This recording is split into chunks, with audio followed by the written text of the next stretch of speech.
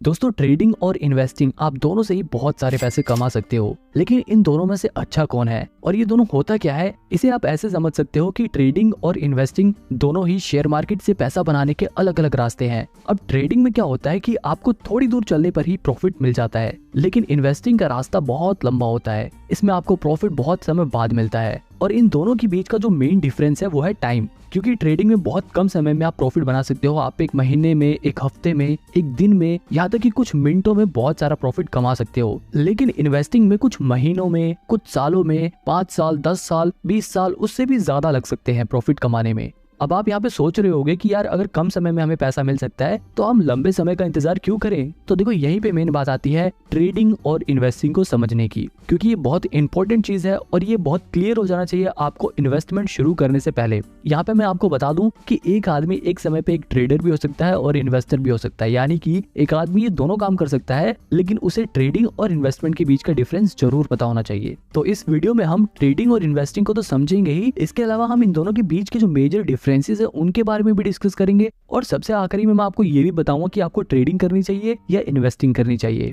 अब देखो, सबसे पहले समझते हैं ट्रेडिंग और इन्वेस्टिंग के कॉन्सेप्ट को। इसे समझाने के लिए मैं आपको एक एग्जांपल देता हूँ। मान लो बाबूराव नाम का एक आदमी अपनी मोबाइल की दुकान खोलता है। उसकी दुकान बहुत बढ़िया चल रही थी। वो मार्केट से सस्ते दाम से मोबाइल लाता और अपनी दुकान पे बेचकर प्रॉफिट कमाता। उसका काम बढ़िया चल रहा था, लेकिन जब भी कुछ समय बाद उसकी दुकान के सामने एक और दुकान खुल जाती है तोतला सेठ की, और वो वही मोबाइल बाबूराव की दुकान से भी सस्ते दाम पर बेचने लग जाते हैं। मतलब कि बाबूराव जो फोन 10,000 में बेचते थे, वही फोन तोतला सेठ 9,000 में बेचने लगा। अब क्योंकि तोतला सेठ की दुकान पर मोबाइल सस्ते मिल रहे हैं, तो लोग बाबूराव की दुकान पर क्यों खरीदेंगे। अब क्योंकि भैया बाबूराव के पास कस्टमर तो आ नहीं रहे थे, इसलिए वो बस दिन भर टीवी पे न्यूज ही देखता रहता। सारे ग्राहक तोतला सेठ के पास जाने लगे थे। जब भी वो टीवी में न्यूज देखता है कि जिस ब्रांड का मोबाइल वो लोग बेचते हैं, वो मोबाइल चिप की शॉर्टेज की वजह से बनना बंद हो गए हैं। अब यहाँ पर बाबूराव के दिमाग में आइडिया आता है, क्योंकि मोबाइल की डिमांड तो लोगों में बहुत ज्यादा है, लेकिन मैन्युफैक्चरिंग ना होने की वजह से अब उसकी सप्लाई बंद हो जाएगी। अब यहाँ पर देखो, बाबूराव दो काम कर सकता है। पहला ऑप्शन ये है कि वो रोज सवेरे उठते ही सबसे पहले तोतला सेठ की दुकान पर जाकर उसके सारे फोन 9,000 में खरीद ले और उन्हें अपनी दुकान पर वापस 10,000 में बेचकर प्रॉफिट कमाए। दूसरा तरीका ये है कि वो रोज सवेरे तोतला सेठ की दुकान पर जाकर उसके सारे मोबाइल खरीद ले और उन्हें अपने वेयर हाउस में स्टोर करके रखे, उन्हें बेचे नहीं। इसी तरह वो कुछ महीने अपने पास उन फोन्स को स्टोर करके रखे और जैसे ही उस फोन का प्राइस मार्केट में बढ़ जाए और उसकी डिमांड मार्केट में बढ़ जाए, वो उन फोन को 10,000 की जगह 12,000 में बेचकर ज्यादा प्रॉफिट कमाए। अब यहाँ पर देखो, ट्रेडिंग और इन्वेस्टिंग को समझो। बाबूराव जब डेली फोन सस्ते में खरीद कर उन्हें बेच रहा था, तो वो ट्रेडिंग कर रहा था। लेकिन जब बाबूराव ने फोन को कुछ महीनों के लिए स्टोर करके रखा और जैसे उनका प्राइस बढ़ा, उसने जब बेचा तो उसने इन्वेस्टिंग करी, क्योंकि वो डेली चीजों को सेल नहीं कर रहा, बल्कि वो उन्हें कुछ महीनों बाद कर रहा है। बिल्कुल इसी तरह ट्रेडिंग और इन्वेस्टिंग वर्क करती है। बस शेयर मार्केट में फोन की जगह शेयर्स आ जाते हैं। मतलब हम शेयर मार्केट में डेली फोन्स की जगह शेयर्स को सस्ते में खरीद कर उन्हें महंगे में बेचकर प्रॉफिट बनाते हैं, तो वो ट्रेडिंग होती है। और अगर हम शेयर्स को सस्ते में खरीद कर कुछ महीने, कुछ साल, 10 साल, 5 साल बाद जब वो शेयर का प्राइस बढ़ जाता है तब बेचते हैं, तब वो इन्वेस्टिंग कहलाती है। देखो, यहाँ दोनों के बीच का जो मेजर डिफरेंस है वो है टाइमिंग। आई होप अब आपको ट्रेडिंग और इन्वेस्टिंग का कॉन्सेप्ट समझ आ गया होगा। अगर नहीं आया तो आपको आगे जरूर आ जाएगा। अब देखो, इन्वेस्टिंग में क्या होता है, लोग अच्छी कंपनियों के शेयर ढूंढते हैं और जैसे ही उन्हें कोई ऐसी कंपनी मिलती है जो फ्यूचर में अच्छा खासा प्रॉफिट जनरेट करेगी, अच्छा परफॉर्म करेगी, वो उस कंपनी के ऊपर फंडामेंटल रिसर्च करते हैं और ये पता लगाते हैं कि क्या ये कंपनी इन्वेस्ट करने लायक है या नहीं। क्या इस कंपनी में अगर हम पैसे लगाएंगे तो बढ़ेंगे या नहीं बढ़ेंगे। अगर उन्हें उनके इन सवालों के जवाब मिल जाते हैं तो वो उस कंपनी में अपना पैसा लगा देते हैं और वो कंपनियां इन इन्वेस्टर्स के पैसों को लेकर अपने नए प्रोडक्ट लॉन्च करती हैं, अपने बिजनेस को और बड़ा करती हैं, नए एम्प्लॉइज को हायर करती हैं ताकि उनकी प्रोडक्शन बढ़ सके, ताकि वो लोग ज्यादा प्रोडक्ट्स को बना सके और ज्यादा चीजें बेचकर ज्यादा मुनाफा कमा सके। और जब उनको ज्यादा मुनाफा होता है तो वो अपने इन्वेस्टर को खुश करने के लिए उस मुनाफे में से थोड़ा थोड़ा हिस्सा दे देते हैं। इस छोटे छोटे हिस्से को ही डिविडेंड बोलते हैं, क्योंकि देखो, इन्वेस्टर जो होता है वो लॉन्ग टर्म के लिए इन्वेस्ट करता है, तो उसे आखिरी में जो रिवॉर्ड मिलता है वो तो मिलता ही है, लेकिन कंपनियां बीच बीच में थोड़ा थोड़ा डिविडेंड देकर, थोड़ा थोड़ा प्रॉफिट का हिस्सा देकर अपने इन्वेस्टर को खुश करती रहती हैं। मतलब एक इन्वेस्टर को लॉन्ग टर्म में तो बहुत ज्यादा प्रॉफिट होता ही है, लेकिन उसको बीच बीच में थोड़ा थोड़ा डिविडेंड भी मिलता रहता है, जो उसके लिए एक अर्निंग का काम करती है। और मैं आपको बता दूं कि ऐसे बहुत सारे इन्वेस्टर हैं जिनकी सिर्फ डिविडेंड की कमाई लाखों करोड़ों में होती है।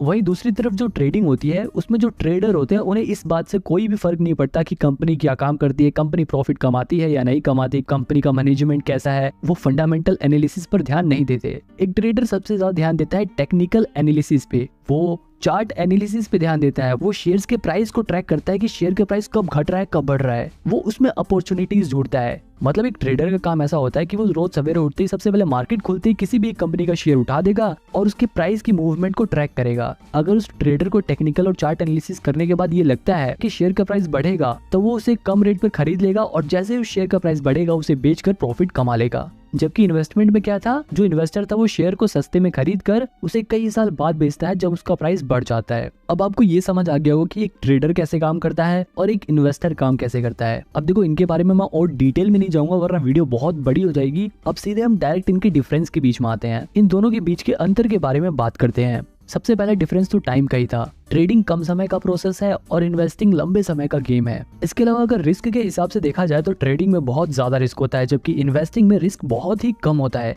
अब ऐसा नहीं है कि इन्वेस्टिंग में बिल्कुल भी रिस्क होता नहीं है, हो सकता है कि शॉर्ट टर्म में शेयर का प्राइस गिर जाए, लेकिन अगर कंपनी अच्छी चुनी है आप लोगों ने तो लॉन्ग टर्म में उस कंपनी का शेयर प्राइस जरूर बढ़ेगा और इस वजह से इन्वेस्टिंग में रिस्क बहुत कम हो जाता है। वही ट्रेडिंग रिस्की इसलिए होता है क्योंकि ये एक तरह का गैम्बल है। मान लो दो दोस्त हैं, वो आपस में हेड टेल वाला गेम खेलने का डिसाइड करते हैं और बोलते हैं कि अगर हेड आया तो तू जीत गया और टेल्स आया तो मैं जीत गया। तो ये देखो ये एक तरह का गैम्बल है और शेयर मार्केट में भी बिल्कुल ऐसा ही होता है। बस वहाँ पे दो जनों की जगह बहुत सारे लोग आ जाते हैं और वो लोग हेड टेल की बजाय शेयर के प्राइस घटने या बढ़ने के ऊपर बैट लगाते हैं। मतलब बहुत सारे लोग होते हैं जिसमें से कुछ लोग ये अंदाजा लगाते हैं कि शेयर का प्राइस गिरेगा और कुछ लोग अपने पैसे लगाकर कहते हैं कि शेयर का प्राइस बढ़ेगा। और ये लोग अपने पैसे कहाँ लगाते हैं, ये लोग अपने पैसे लगाते हैं ब्रोकर के पास, यानी कि ग्रो जीरोधा जैसे ब्रोकर के पास अपने पैसे लगाते हैं। अब देखो अगर शेयर का प्राइस बढ़ गया तो ये वाले लोग जीत जाएंगे, अगर ये लोग जीत जाएंगे तो जो लोग हार गए हैं उनका पैसा जीते हुए लोगों के पास चला जाएगा और उस जीते हुए पैसे में से थोड़ा सा कमीशन ये ब्रोकर्स रख लेते हैं।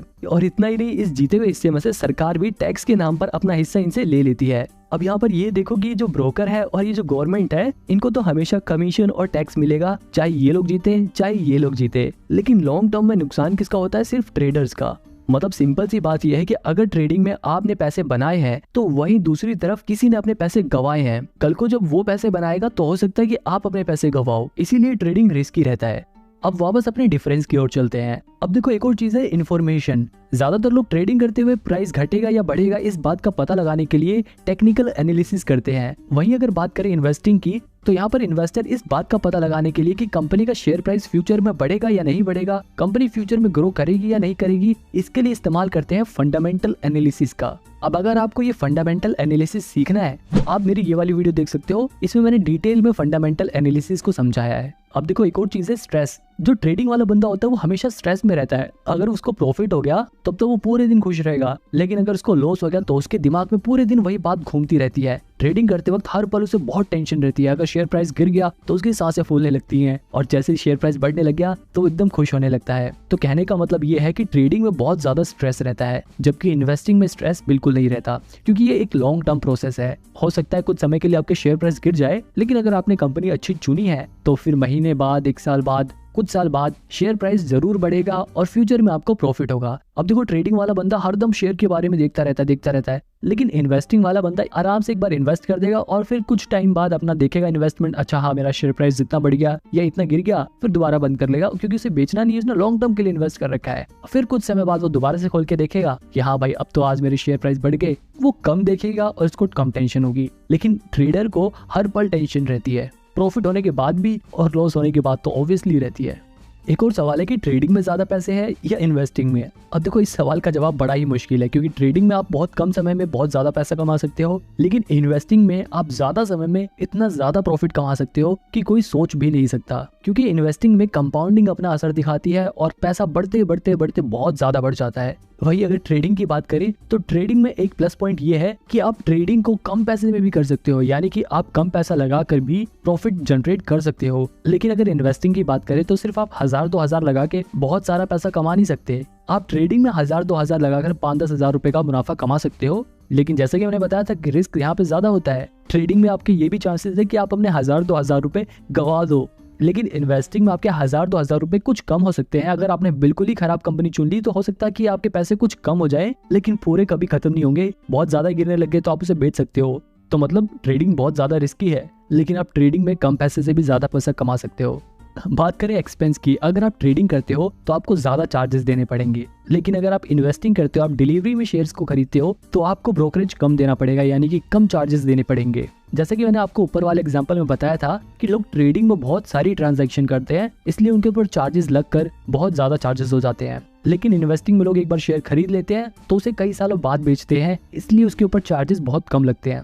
अगर लर्निंग की बात करें कि आप लोग ट्रेडिंग जल्दी सीख सकते हो या इन्वेस्टिंग जल्दी सीख सकते हो, अब देखो ये दोनों ही बड़ी कॉम्प्लेक्स चीजें हैं, पर मेरा ऐसा मानना है कि इन्वेस्टिंग सीखना ज्यादा आसान है एज कम्पेयर टू ट्रेडिंग, क्योंकि ट्रेडिंग बहुत ही रिस्की है। ट्रेडिंग में जो प्रोफेशनल लोग होते हैं सिर्फ वही पैसा बना पाते हैं, और जो नए लोग होते हैं वो उनमें से 90% लोग अपना 90% पैसा 90 दिनों के अंदर ही गवा देते हैं। अब अगर ब्रोकरेज चार्जेस की बात करें तो चाहे ट्रेडिंग हो या इन्वेस्टिंग हो, दोनों में ही जो ब्रोकरेज चार्जेस होते हैं वो हर ब्रोकर अपने हिसाब से अलग अलग चार्ज करता है। अगर बात करें ट्रेडिंग की तो यहाँ पर ब्रोकरेज चार्जेस 0.03% से लेकर मैक्सिमम 20 रुपीज पर ट्रांजैक्शन होता है ज्यादातर ब्रोकर्स का।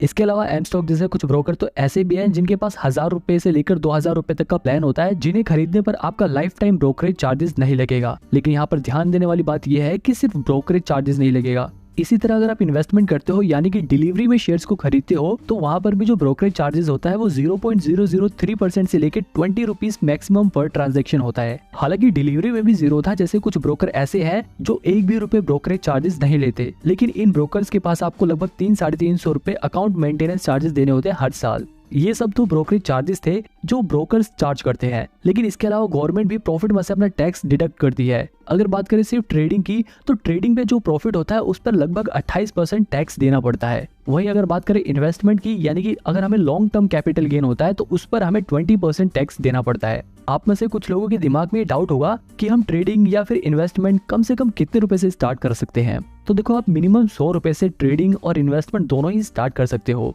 ट्रेडिंग में आप अपना पैसा फ्यूचर एंड ऑप्शंस में लगा सकते हो, इंट्राडे ट्रेडिंग में लगा सकते हो। इन्वेस्टिंग में आप डायरेक्ट कंपनी के शेयर्स में अपना पैसा लगा सकते हो या फिर म्यूचुअल फंड के जरिए इन्वेस्ट कर सकते हो। अब देखो, यहाँ पर एक और चीज तो ध्यान देने वाली है, अगर आप ट्रेडिंग करना चाहते हो, अगर आप फ्यूचर एंड ऑप्शंस में इन्वेस्ट करना चाहते हो, तो इसके लिए आपके पास इनकम स्टेटमेंट होना जरूरी है। जबकि ट्रेडिंग में आपको इनकम स्टेटमेंट की कोई जरूरत नहीं होती, बस आप अपना डीमेट अकाउंट खुलवाओ और इन्वेस्ट करना स्टार्ट कर दो। ट्रेडिंग और इन्वेस्टिंग की बात यहीं पर खत्म करते हैं और मेन सवाल का जवाब जानते हैं कि आखिर आपको क्या करना चाहिए, आपको ट्रेडिंग करनी चाहिए या इन्वेस्टिंग करना चाहिए।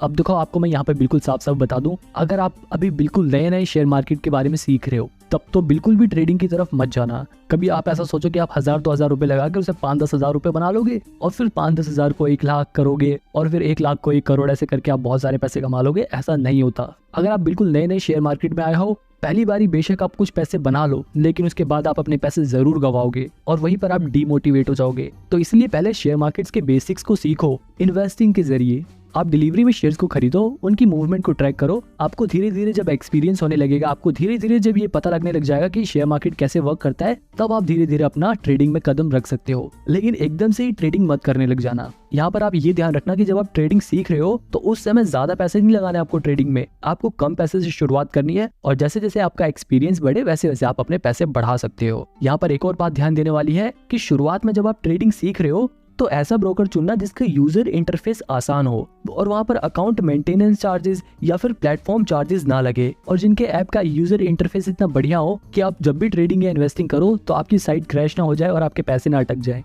आप इसके लिए शुरुआत में एंजल वन जैसे ब्रोकर के जरिए ट्रेडिंग करना स्टार्ट कर सकते हो, और अगर आपके पास थोड़े पैसे आ जाए तो आप जीरोधा, एंजल वन, अपस्टॉक में से किसी में भी डीमेट अकाउंट खोल के ट्रेडिंग स्टार्ट कर सकते हो। लेकिन मैं आपको फिर भी सजेस्ट करूंगा कि आप ट्रेडिंग जब ही करना जब आप खुद के पैसे कमाने लग जाओ और अपने पैसे गंवाने का रिस्क ले सको, क्योंकि बहुत सारे ऐसे लोग हैं जिन्होंने अपना पैसा गंवाया भी है। लेकिन आपको हमेशा पॉजिटिव साइड सोच के चलनी है। चाहे आप इन्वेस्टिंग करो चाहे ट्रेडिंग करो, आपको यकीन रखना है कि हाँ, मैं प्रॉफिट अर्न कर सकता हूँ। और अगर आप एक सैलरीड पर्सन, आप हर महीने कमाते हो, आपका मेन मकसद सिर्फ अपने पैसों को भविष्य में सिर्फ बढ़ाना है, तो ऐसे लोग सिर्फ इन्वेस्टिंग कर सकते हैं। वो लोग म्यूचुअल फंड में अपने पैसे लगा सकते हैं, उन्हें ट्रेडिंग करने की कोई भी जरूरत नहीं है। अब इन सभी ब्रोकर के बारे में डिटेल में जानने के लिए आप मेरी ये वाली वीडियो देख सकते हो।